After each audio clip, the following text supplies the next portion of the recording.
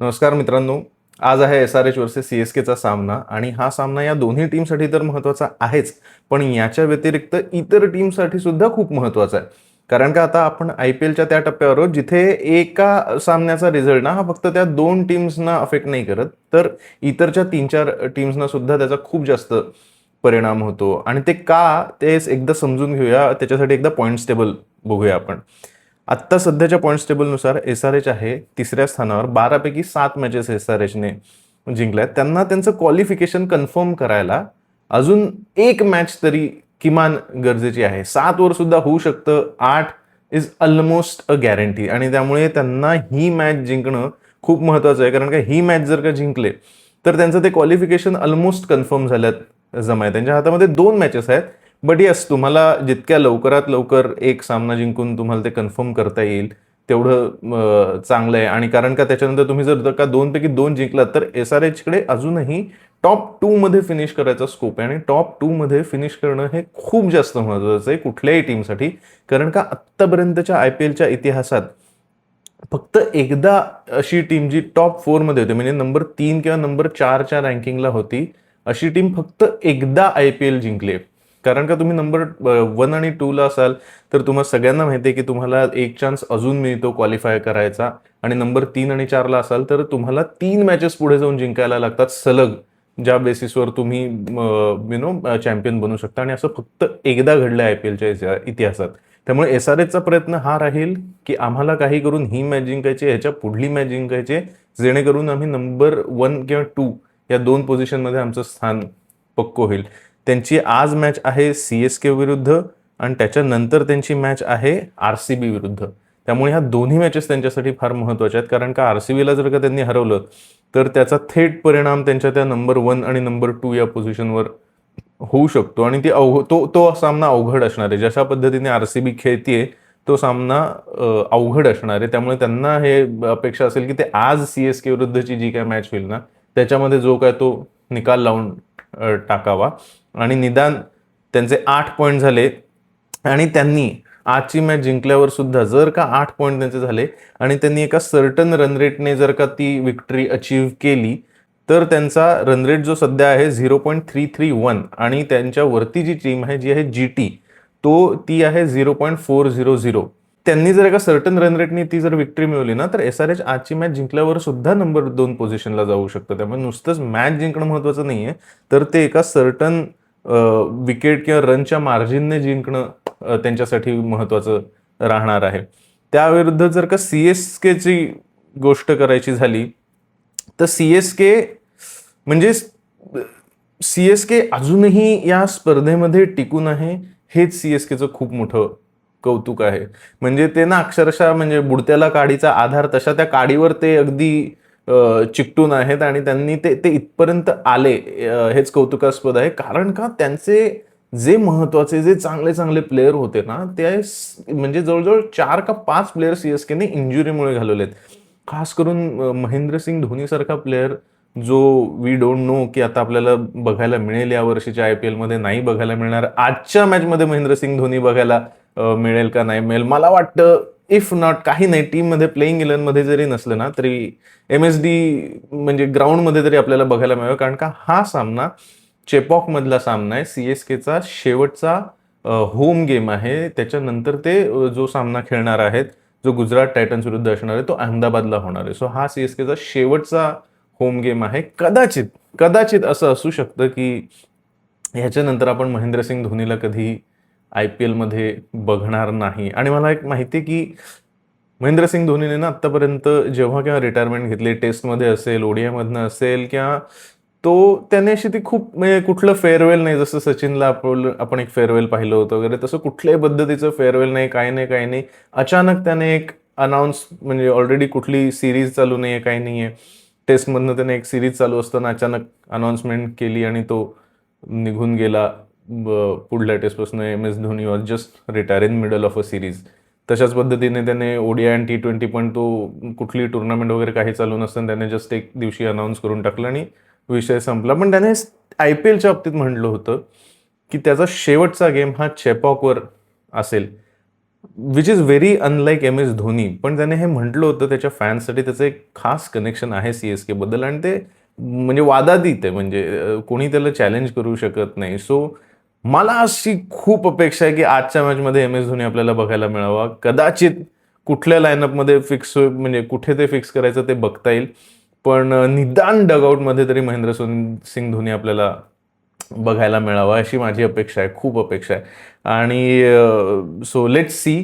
पण CSK म्हटलं तसं एम एस धोनी इंजुरीमुळे सीझनच्या सुरुवातीलाच बाहेर गेला. आयुष म्हात्रे, खलील अहमद आणि आता जेमी ओव्हरटन, हे 4 ना त्यांचे महत्वाचे प्लेयर होते, जे त्यांनी एकतर सीझन सुरू व्हायच्या आधी, कोणाला काही मॅचेस नंतर, कोणाला काही मॅचेस नंतर, प्रत्येक टप्प्याला CSKने आपापला एक एक प्लेअर घालवलाय. आणि त्याच्यानंतर सुद्धा CSK आज अजूनही प्लेऑफच्या रेसमध्ये आहे, हे खूप मोठं कौतुकास्पद आहे. CSKने ना स्वतःच्या पहिल्या 3 मॅचेस हरल्या होत्या, 3 मॅचेस ते हरले होते, ठीक आहे. त्याच्यानंतर CSKने थोडा कमबॅक करायला सुरुवात. त्या पॉइंटला वाटत होतं की ह्या वर्षीची CSK तर जाणार नाही, पण ते अजूनही प्लेऑफच्या रेसमध्ये आहेत. मागच्या त्यांच्या 4 मॅचेसपैकी ते 3 मॅचेस जिंकलेत आणि ते प्लेऑफच्या रेसमध्ये टिकून राहिले. ते अगदी म्हणजे एकेका मॅच दर मॅच, म्हणजे प्रत्येक मॅच अशी होती त्यांची मागची काही की ही जर हरले तर अवघड होणार आहे, ही जर हरले तर अवघड होणार आहे. आणि आजची मॅच सुद्धा त्यांच्यासाठी अशीच आहे की ही जर का ते मॅच हरले तर त्यांचं प्लेऑफला जाणं खूप अवघड होणार आहे. नशिबाने मागच्या अख्ख्या आठवड्यामध्ये, आठवडा 10 दिवस, टॉपच्या ज्या काही 4-5 टीम्स खेळल्या आहेत ना, 3-4, खास करून टॉप 4, पंजाब, GT किंवा PB, म्हणजे SRH, ह्या सगळ्या मॅच, लखनौ नाही सॉरी, आपली ही RR, ह्या सगळ्या टीम अशा खेळल्यात की आम्हाला जायचंच नाहीये. ते प्रत्येक टॉपची टीम मागचे कित्येक मॅचेस हरत आले आणि त्याचा CSKला डेफिनेटली कुठे ना कुठेतरी फायदा झालाय. पण आज सुद्धा जर का ते मॅचेस हरले, आजची मॅच जर का ते हरले ना, तर पुन्हा त्यांचे क्वालिफाय व्हायचा स्कोप ना खूप कमी होऊन जातो लगेच. म्हणजे अगदी ते तुम्ही त्यांचं एलिमिनेशन ग्रांटेड धरू शकता, कारण का त्यांनी 12 मॅचमध्ये त्यांच्या CSKच्या 6 मॅचेस झाल्यात. त्यांचा रन रेटही काही खूप खास नाहीये, 0.02 आहे. 6 मॅचेस जिंकलेत, 6 मॅचेस हारलेत. आजची मॅच जर का जिंकले तर 7 आणि पुढली जर का जिंकले तर 8, म्हणजे त्यांचे 16 पॉईंट्स होतील. जे आपण मगाशी म्हटलं तसं, जे काहीतरी एक म्हणजे त्याच्याने तुम्हाला प्लेऑफची गॅरंटी मिळेल, 14वर तुम्हाला प्लेऑफची गॅरंटी नाहीये. आणि ज्या त्या दोन्ही मॅचेस आहेत त्या सनरायझर्स आणि GT ह्या टॉपच्या टीम सोबत आहेत. म्हटलं GT नंबर 2ला आहे, SRH नंबर 3ला आहे. आज SRH आणि GT म्हणजे तो स्वॉप होऊ शकतो 2 आणि 3 मध्ये. पण आज जर का CSK हरलं तर ते फक्त 14 पॉईंटपर्यंत पोहोचू शकतात आणि त्या पॉईंटला ना तुमचे क्वालिफिकेशन सिनेरिओ खूप अवघड होऊन जातो, कारण का तुमच्यासोबत पंजाब सुद्धा आहे, जी 13 मध्ये 6 जिंकले, ते पण 14 पर्यंत जाऊ शकतात. त्याच्यानंतर RR अजूनही 12 मधनं 6 जिंकले, त्यांच्याकडे 2 मॅचेस आहेत, ते क्वालिफाय होऊ शकतात, कारण का ते पुढल्या 2 पैकी 1 जरी जिंकले तरी ते 14वर जाऊ शकतात किंवा ते 16वरही जाऊ शकतात. आणि त्यांच्या ज्या मॅचेस आहेत त्या MI विरुद्ध आहे आणि DC विरुद्ध आहे, सॉरी MI विरुद्ध आहे आणि LSG विरुद्ध आहे. सो ती टीम आहे जी 18 पर्यंत जाऊ शकते. DC एक अजून अशी टीम आहे जी जी पुन्हा 14 पर्यंत जाऊ शकते. आणि KKR जी सुद्धा अशीच एक बुडत्याला काडीचा आधार, ती त्या अशा काडीला जी पकडून आहे, ती KKR अजून एक अशी टीम आहे जी 14 नाही, जी 15 पर्यंत जाऊ शकते. KKR सुद्धा अशी टीम आहे जी जर का स्वतःच्या 2 मॅचेस जिंकली तर ती 15 पर्यंत जाईल. तर ती कदाचित ह्या 7 जिंकलेल्या जे आहेत ना त्या सगळ्यांना, म्हणजे त्यांच्या पुढे सगळ्यांच्या उडी मारू शकते. सो CSK साठी आजची match he do or die match आहे, कारण का 14वर तुमचं क्वालिफिकेशन अवघड आहे. आणि खास करून CSKचा जो थोडासा हल्लेला जो रन रेट आहे ना, त्यांना तो सुद्धा इम्प्रूव्ह करायचं बघायला लागेल. सो CSK जर का आजची मॅच जिंकली तर ते पहिल्यांदा टॉप 4 मध्ये त्यांची एंट्री होईल, कारण का पंजाब किंग्स चे जे 13 पॉईंट्स आहेत, CSKचे 14 पॉईंट्स होतील आणि ते टॉप 4 मध्ये येतील. जर का ते खूप मोठ्या मार्जिनने एका मॅच जिंकले तर कदाचित मग ते SRHच्या पुढे सुद्धा जाऊ शकतात, कारण का SRHचा जो रन रेट आहे तो आहे 0.331. CSKचा जो रन रेट आहे तो आहे 0.027. ते खूप मोठं मार्जिन लागेल त्यांना. पण जर का जिंकले असं झालंच तर कदाचित ते काय म्हणू SRHच्याही पुढे जाऊन नंबर 3 पोझिशन लावू शकतात आणि त्या पॉईंटला SRHची सुद्धा परिस्थिती अवघड होईल, कारण का मग SRHचे सुद्धा 13 पैकी 7 पॉईंट्स होतील. सो आता म्हटलं तसं की हा प्रत्येक रिझल्ट जो आहे ना, हा फक्त त्याच टीमला नाही तर त्या एका रिझल्टच्या मागे इतके आता काय म्हणूया सगळी गणितं हलणार आहेत की SRH कदाचित नंबर 2ला सुद्धा जाऊ शकतं किंवा SRH कदाचित नंबर 4ला सुद्धा येऊ शकतं. CSK जर का हारली तर CSK एकदम खाली पण जाऊ शकते किंवा म्हणजे रन रेटने जर का ते एका मोठ्या हरले ना, कारण तर ते CSK अचानक खाली सुद्धा येऊ शकते, नंबर 6च्या नंबरला जाऊ शकते किंवा नंबर 3ला सुद्धा जाऊ शकते. तर एवढ्या एका रिझल्टवर एवढी सगळी जंप होऊ शकते अचानक. सो दोन्ही टीमसाठी आणि बाकीच्या टीमसाठी, कारण का ह्या रिझल्टवर बाकीच्या टीम सुद्धा नजर ठेवून असतील. RR, पंजाब, DC, KKR ह्या टीम सुद्धा या रिझल्ट्सवर नजर ठेवून असतील की नक्की काय होते, कारण का त्यांना सुद्धा ह्या सगळ्याचा खूप परिणाम होणार आहे. ते त्यांना पुढल्या मॅचेस जिंकणं किती महत्वाचं आहे नाहीये हे ह्या मॅचच्या रिझल्टवर ठरणार आहे. सो आणि जर का IPLची चुरस जी आता मागचे 10 दिवस जी वाढली आहे ना, ती जर का जपून ठेवायची असेल ना, तर CSKने ही मॅच जिंकणं इम्पॉर्टंट आहे. कारण का SRH जिंकली तर मग तुम्हाला माहिती आहे GT, SRH, RCB ह्या टीम ऑलमोस्ट देअर झालंय, म्हणजे ऑलमोस्ट त्यांचं काम झालेलं आहे, कारण का त्यांचे 8-8 पॉईंट झालेले आहेत. पण ती जी चुरस आता मागचे 10 दिवस झाले ना, की प्रत्येक टीम म्हणजे क्वालिफाय होते पण होत नाही, होते म्हणजे हिच्याकडे चान्स आहे पण म्हणजे RCB शेवटी फायनली एकमेव टीम आहे जिने आपल्या त्या क्वालिफिकेशनवर शिक्कामोर्तब केले. पण बाकी पंजाब तर आता नंबर म्हणजे 4च्या बाहेर पडायच्या मार्गावर आहे अक्षरशः. RRची सुद्धा तीच परिस्थिती आहे. KKR, DC, CSK ह्या टीम्स चॅलेंज करतात. ही जी चुरस निर्माण झाली ना मागच्या 10-12 दिवसात, ती जर का जपून ठेवायची असेल तर CSKने जिंकणं ही मॅच जरुरी आहे. ते शक्य होईल का नाही होणार हे एकदा समजून घेण्यासाठी आपण त्यांचा लाईनअप बघू. त्यांचा जो बॉलिंग लाईनअप आहे ना, तो ह्या घडीला ना बऱ्यापैकी वीक दिसतोय. अंशुल कंबोज सारखा प्लेयर ला मागच्या मॅचमध्ये खूप मार पडला. त्याच्यानंतर जेमी ओव्हर्टनचं नसणं हे त्यांना खूप महागात पडले, कारण का मिडल ओव्हरमध्ये जेमी ओव्हर्टन जशा पद्धतीची बॉलिंग करत होता ना, तो म्हणजे कमाल त्याचं कॉन्ट्रीब्युशन होतं CSKच्या सक्सेसमध्ये. नॉट जस्ट बॉलिंग, जेमी ओव्हर्टन ना नंबर 8ला येऊन त्यांना खूप चांगली बॅटिंग सुद्धा करून देत होता, पण तेही त्यांच्या दृष्टीने तेही आता होऊ शकत नाही. त्यामुळे मग जर का त्यांना ही मॅच जर जिंकायची असेल ना, तर CSKला काही गोष्टी त्यांच्या लाईनअपमध्ये बदलणं खूप गरजेचं आहे. मागच्या मॅचमध्ये CSKचा बॉलिंग लाईनअप होता अंशुल कंबोज, नूर अहमद, स्पेन्सर जॉन्सन, मुकेश चौधरी, ठीक आहे. आणि त्याच्यानंतर त्यांनी इम्पॅक्ट सबमध्ये गुरजनप्रीत सिंगला घेऊन आले होते.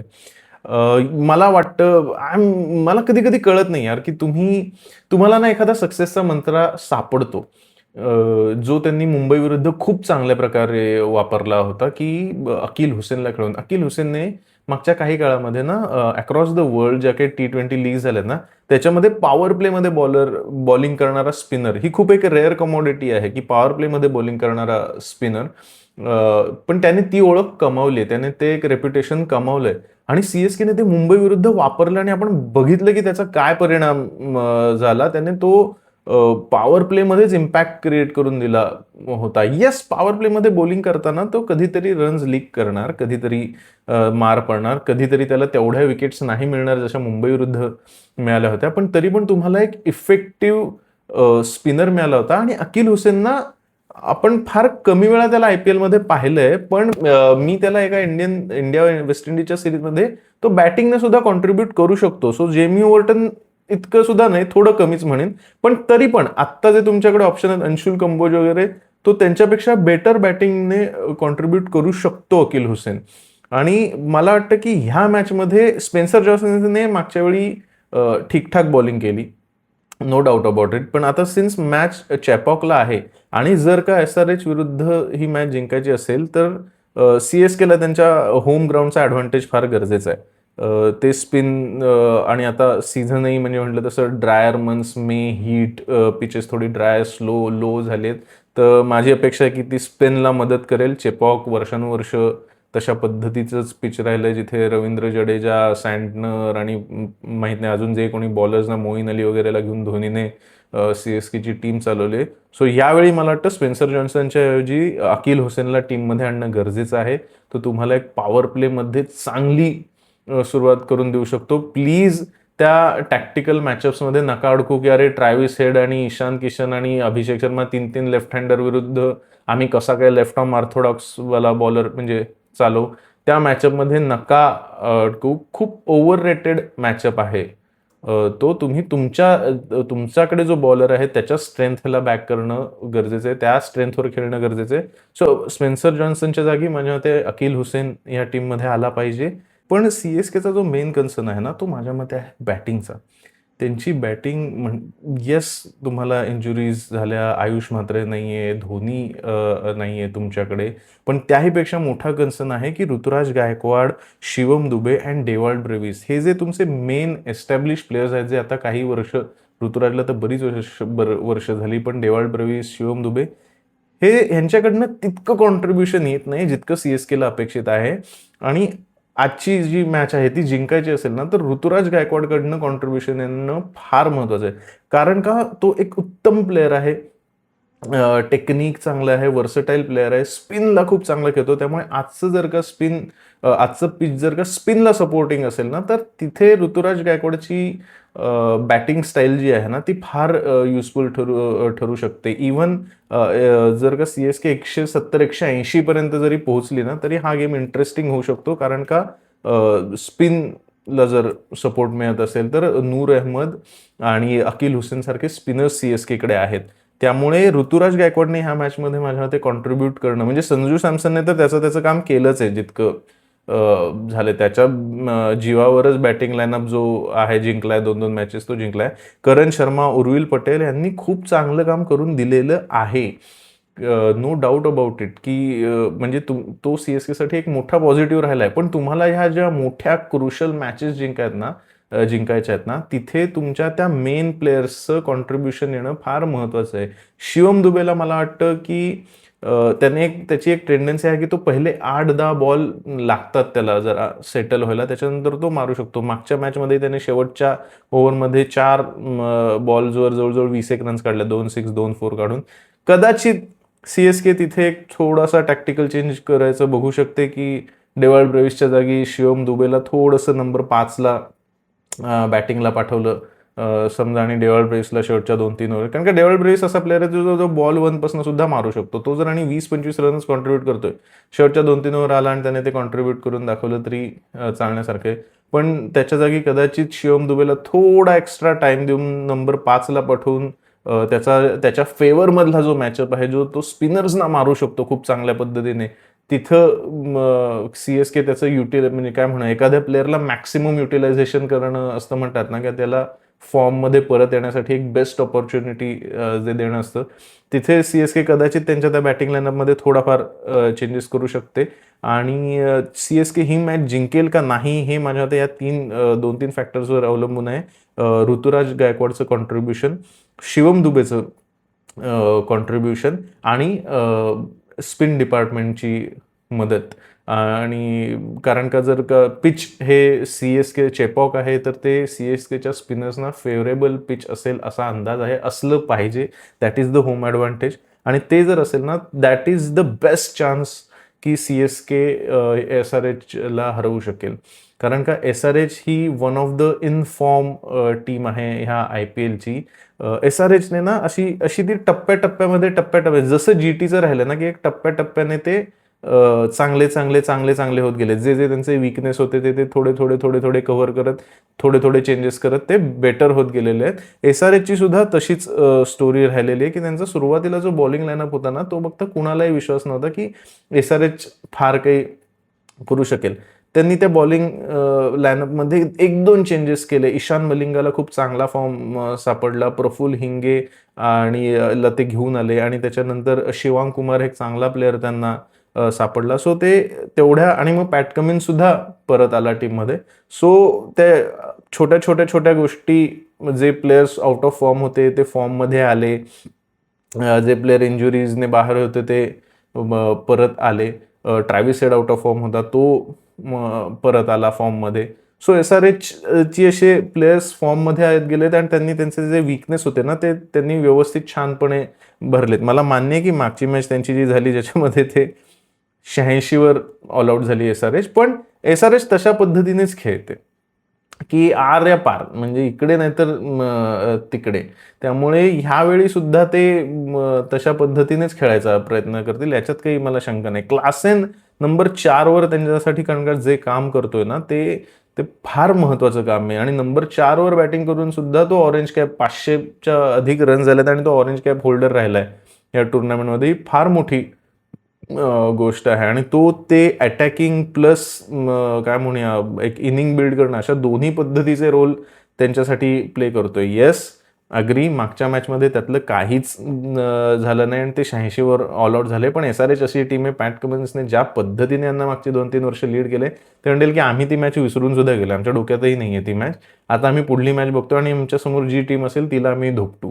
कारण का ट्रॅव्हिस हेड फॉर्ममध्ये, अभिषेक शर्मा फॉर्ममध्ये परत आलाय आणि ईशान किशन सुद्धा. ह्या सगळ्यांचे थोडे ऑन ऑफ फॉर्म आहेत, पण 3 पैकी ह्यांचे 2 जरी चालून गेले ना तरी ते असं की आर्या पार आम्ही लावून टाकू स्कोर. आणि आता ती टॉप 3 फक्त हेवी नाही, म्हटलं तसं क्लासेन आहे नंबर 4ला, त्याच्यानंतर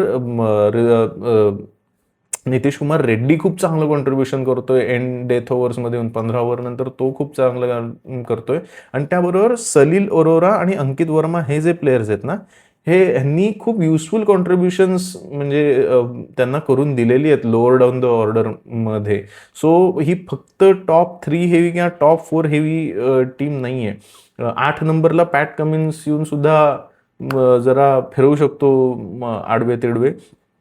पण SRH माझ्या मते ह्या मॅचमध्ये तरी पण काही चेंजेस करायला बघेल, जे त्यांना गरजेचं आहे. म्हटलं तसं मॅच चेपॉकला आहे, त्यामुळे हर्ष दुबेला काही करून खेळवायचं कसं त्या लाईनअपमध्ये, याचा SRH नक्की प्रयत्न करेल. आता त्याच्या जागी कोण बाहेर जाईल हे बघायला लागेल. तर पण मला वाटतं की अनफॉर्च्युनेट म्हणजे प्रफुल्ल हिंगेने खूप चांगलं काम केलेलं आहे, खास करून ओपनिंग ओव्हर्समध्ये त्यांच्यासाठी.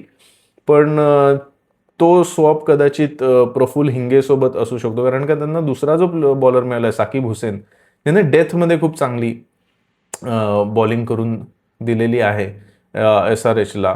सो मला नाही वाटत साकिब हुसेनला चेंज करतील, पण प्रफुल्ल हिंगे सोबत कदाचित हर्ष दुबे टीममध्ये येऊ शकतो, कारण का मग तुम्हाला एक लेफ्ट आर्म ऑर्थोडॉक्स स्पिनचा ऑप्शन मिळतो. आणि शिवम कुमार हा जो एक लेफ्ट आर्म चायनामन आहे हा सुद्धा तुमच्या टीममध्ये येतो. आणि ह्या पिचवर 2 स्पिनर टीममध्ये असणं तरी फार गरजेचं आहे. हे 2 चेंजेस जरी केले तरी ईशान मलिंगा, पॅट कमिन्स आणि साकिब हुसेन किंवा प्रफुल्ल हिंगे यांपैकी एक 3 पेस बॉलर्सचा ऑप्शन तुमच्याकडे राहतो. नितीश कुमार रेड्डीने सुद्धा तुम्हाला पेस बॉलिंगने काय म्हणूया एक चांगल्या ओव्हर्स, चांगल्या विकेट्स काढून दिलेल्या आहेत, ओपनिंगमध्ये बॉलिंग करून दिलेली आहे. सो नितीश कुमार रेड्डीने खूप चांगली इम्प्रूव्हमेंट दाखवली. त्याची पेस जी आहे ना, तो 135 ने 140 पर्यंत जवळजवळ बॉलिंग करायला लागलाय, या वेगाने बॉलिंग करायला लागलाय. आणि त्याचबरोबर तो डेथ ओव्हरमध्ये त्या 10 बॉल 25 ज्या महत्वाच्या रन्स आहेत तशा पद्धतीच्या रन्स स्कोर करून देतोय टीमसाठी. म्हणजे हा सीझन आहे ज्याच्यामध्ये मला वाटतं की आपण आता ट्रूली म्हणू शकतो की नितीश कुमार रेड्डीने ती झलक दाखवली जी आपण त्याच्याकडनं अपेक्षा करत होतो, की हार्दिक पांड्या नाही तर त्याचा बॅकअप म्हणून जे नितीश कुमार रेड्डीकडे पाहिलं जात होतं, ह्या IPL सीझन नंतर माझ्या मते आपण खरंच ते म्हणू शकतो. मला इतकी वर्ष नव्हता विश्वास, कारण का त्याची बॉलिंग बघता मला नव्हतं तितकं वाटत. इव्हन बॅटिंग वाईज त्याने ती कन्सिस्टन्सी किंवा तो डिस्ट्रक्टिव्हनेस मला नाही वाटत की दाखवला होता जो हार्दिक पांड्याकडनं आपल्याला बघायला मिळालाय. पण ह्या सीझन नंतर कदाचित त्या आपण म्हणू शकतो की yes, he is the next one in line, जो एक हार्दिक पांड्याची फ्युचरमध्ये रिप्लेसमेंट असू शकतो. अजून एखादा सीझन माझ्या मते त्याला ते प्रूव्ह करणं गरजेचं आहे. So on paper, on form, experience बघता SRH खूप चांगली टीम वाटते, वेल राऊंडेड टीम आहे. त्यांचे सगळे मेन प्लेयर जे आहेत ते खेळत आहेत आणि सगळे फॉर्ममध्ये परत आलेले आहेत. म्हणजे अगदी असं कोणीच नाही की जो अगदी ज्याला जमतच नाही बाबा, बॅटला बॉल लागतच नाही आहे, अशा पद्धतीचं कोणी नाही आहे. सो मला वाटतं की SRH ही मॅच जिंकेल. पण CSKकडे डेफिनेटली होम ॲडव्हान्टेज आहे. आणि if if we see Mahendrasingh Dhoni in that dugout, किंवा जर का त्यांनी प्रशांत वीरच्या जागी जर का MS धोनीला ह्या मॅचमध्ये खेळवायचा डिसिजन घेतला, तर यू नेवर नो की त्या माणसाच्या तिथे असण्याने सुद्धा जो कदाचित या टीमला कॉन्फिडन्स मिळेल ना, जी एनर्जी या टीममध्ये येईल ना, कदाचित त्या एनर्जी आणि कॉन्फिडन्सवर ही टीम SRHला हरवू शकते. आणि मागच्या अख्ख्या 8-10 दिवसाचा IPL मध्ये रेकॉर्ड बघता प्रत्येक वेळी म्हणजे ही IPL चुरशीचं बनवायचं जबाबदारी ही खाली लागलेल्या या 7, 8, 9, 10 या नंबरच्या टीमने घेतलेली आहे. कारण का त्यांनी प्रत्येक वेळी ज्या टॉप 4 टीम अगेन्स्ट ते आलेले आहेत त्यांना त्यांनी हरवलेलं आहे. आणि त्याच्यामुळे आपल्याला जी चुरस बघायला मिळते ना, ती मिळते. 10 दिवसापूर्वी आपण म्हणत होतो की झाले, टॉप 4 डिसाइडेड आहे, टॉप 3 डिसाइडेड आहेत. पण आता अचानक कुठली नंबर 6-7ची टीम सुद्धा टॉप 4 मध्ये जाऊ शकते, कारण का त्या खालच्या टीमने इतकं चांगलं परफॉर्म केलंय. आणि यू नेव्हर नो, त्यामुळे कदाचित CSK SRHला हरवून ही इंटरेस्टिंग बनवू शकते अजून, म्हणजे IPLची रंगत अजूनही बरकरार ठेवू शकते.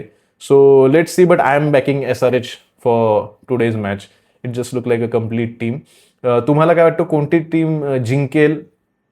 कुठकुठल्या टीमने मी जे बोललो की हे चेंजेस केले पाहिजे, ते चेंजेस केले पाहिजे, तुमचं काय मत आहे? तुम्ही सहमत आहात, नाही आहात? हे मला कळवा. आणि तुम्हाला काय वाटतं, महेंद्रसिंग धोनीला कदाचित एकदा शेवटचं आपण आज चेपॉकमध्ये बघू का नाही, याबद्दल तुम्हाला काय वाटतं मला जरूर कळवा कमेंट्समध्ये. Thank you very much.